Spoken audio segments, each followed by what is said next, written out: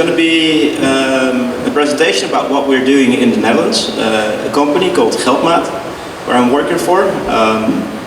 In Geldmaat, we're actually combining the ATMs of the three biggest banks, as just pronounced. And this is all due to the fast decline in cash. And in my opinion, Russia is actually going the same direction. Maybe it's even going faster in Russia than what we experienced in the Netherlands. Alright, so just to remind you, the Netherlands is a small country in Europe, in the middle, the green dot.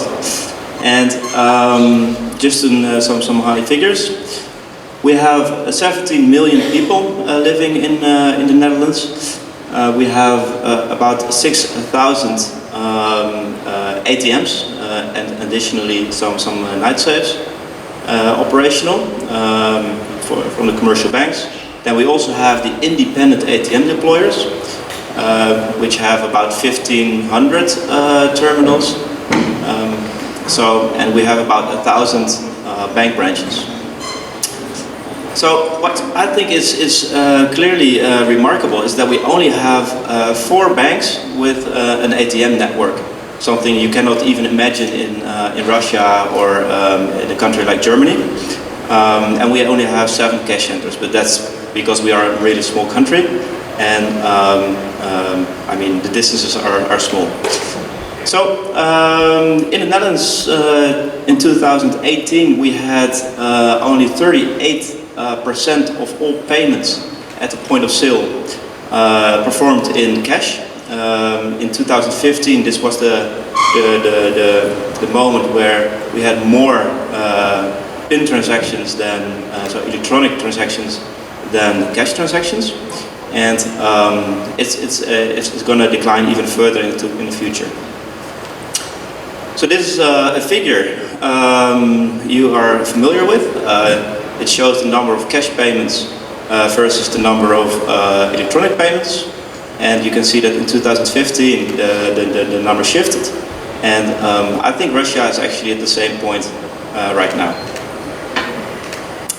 Some more indicators of that cash is really declining fast is that the number of notes we are actually counting in the Netherlands is declining rapidly. It's the black line, and then you have the yellow line, which shows the number of cash withdrawals. So yeah, it just declines. All indicators clearly show that it's going to be less and less and less in the future. So what did the banks do? And I'll explain it in a bit. I think this is a nice figure to just show you that it's not Europe all the same. There are some countries in Europe which have a strong decline, such as the Netherlands, which is the yellow line. You have the Netherlands, Finland, Sweden, Norway, so the Nordics basically. But there are also countries where cash is still growing, so the number of withdrawals, which is the purple line. And you have some other countries which go in the middle. Alright. So Geldmaat, the company, the joint venture by the banks, was established in 2011 as a cash processing pooling company. So the banks decided to first merge all their activities for cash processing. So actually counting and packaging the notes on behalf of the banks. So in the Netherlands, the central bank already outsourced it to the commercial parties, and then those banks decided to outsource it to Geldmaat. So in 2015 there was the next step. The banks not only outsourced cash processing but also cash management and technical maintenance. So all the field operations to maintain the terminals, to make sure that all terminals are being replenished in time and repaired if necessary, was the responsibility of Geldmaat. And back then it was still called GSN, which is Geld Service Nederland. But now, as we speak in 2019, the 1st of January, we actually changed the name of the company to Geldmaat. It's the translation for like a money mate, or so it's a friend of yours to get cash. So that's why the name was chosen. And not only those activities were combined, but also the ownership of the terminals. So all the three largest banks, ABN, ING and Rabobank, decided to actually merge their ATM infrastructures into one called Geldmaat. And I'm proud to announce that today we have about 200 terminals up and running, and it's going to be more in the future. So we're migrating about 20 per week right now, and we're moving up to 100 per week. So yeah, responsible for the cash in the ATM, responsible for acquiring, responsible for asset management and location management. So we're actually deciding where are those ATMs going to be deployed. So let's have a quick look at the milestones in our ATM pooling project. So in late 2016, we actually had discussions with the commercial banks, and they said, yeah, we want to reduce our costs even further, but we want to have the ATM infrastructure up and running. So let's talk about that. And also Bankomat, which is the Swedish ATM pooling company, and they actually went through the same process 5 or 6 years ago. So that was a good example for us to look at. And when visiting them in early 2017, we actually saw that it makes sense. It really makes sense to pool the ATMs, reduce those costs, and still have it accessible and available for all our customers. And then it moved quickly. In April 2017, the letter of intent was signed. It's important to mention that it was also supported by the central bank. Without the support of the central bank, this was not going to be feasible. And in 2017, we, in October, also the collaboration agreement was signed. So a lot more detail about how it's going to be set up and how the collaboration took place. Then the contract with Every was signed.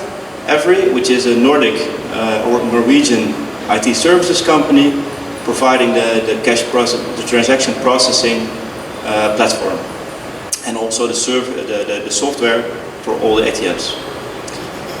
Then in early this year, in February, we had the first terminal, and we have, as I said, now about 200 terminals up and running, just cash out only terminals to start with, and by the end of 2020, we want to be finished altogether. Meaning that we also have the recyclers and our night safes migrated. So we have an application, built an application to show you exactly where those terminals are. So you can actually look it up on the internet, and you'll find a locator where you can find all our terminals. And so what does it bring to the end users? A lot of things, a lot of advantages.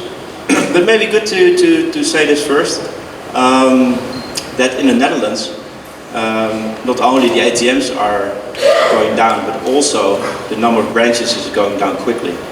And banks, they decide to outsource their cash services to Geldmaat, but within that, they also say, well, it's going to be a neutral network. So the terminals are not going to be placed at the bank branches. So we're actually trying to get all the terminals, all ATMs out of the branches and put them somewhere else, off premise. So this is going to be a major milestone. So if you go to the Netherlands and you think, well, I'm going to withdraw cash, then you cannot go into a bank branch because there will not be a terminal. Think about that. What can I say more about this? Obviously you have one single system providing a high uptime of all the terminals, a new security standard. Something interesting to mention is that we're going to have assisted service within retail environments. So nowadays, if you go into a bank branch, you can be assisted at the terminal. So if you're disabled or visually impaired, you can actually go to a bank branch employee and ask for assistance. But this is not going to be possible in the future anymore, because you don't have any terminals in the branches anymore. So you actually go to a retail store, and there you can be assisted by an employee at the terminal. Okay. Important to mention is that Geldmaat is an ATM pooling company. It's not an independent ATM deployer. There are huge differences between both. Sometimes people say, but if you're pooling ATMs, then you're basically an independent deployer, aren't you? But this is not the case, because we are bank owned, so our shareholders are the banks.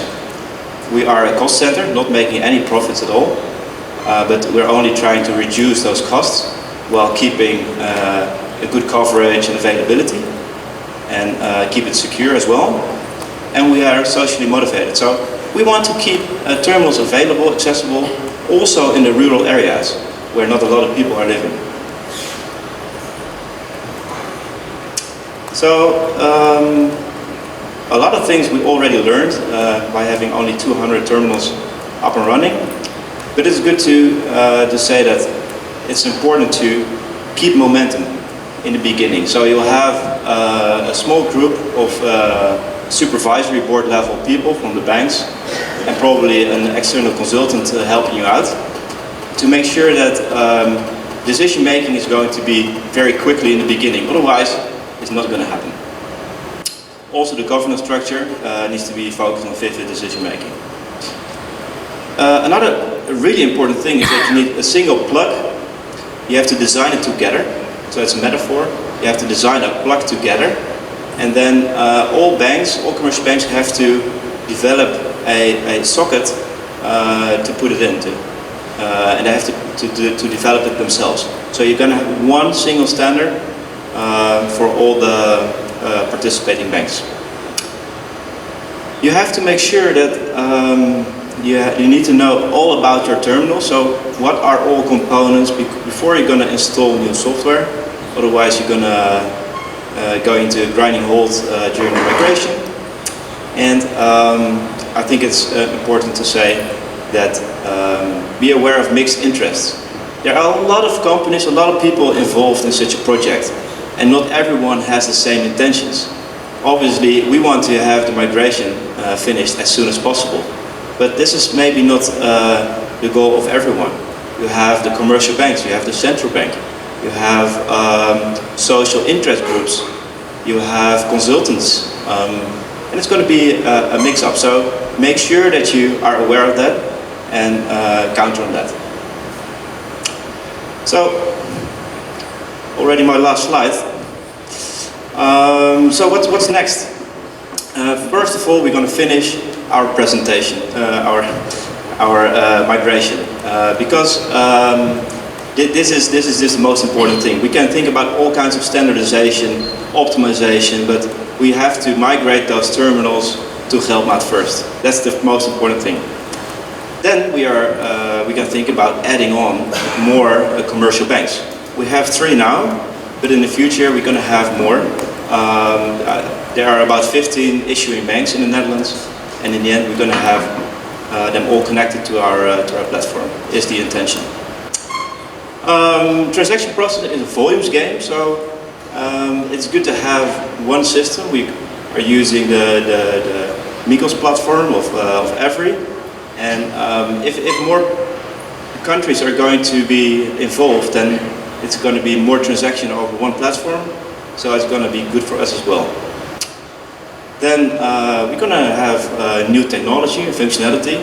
Think about DCC, NFC, Windows 10 obviously, and the token-based transactions.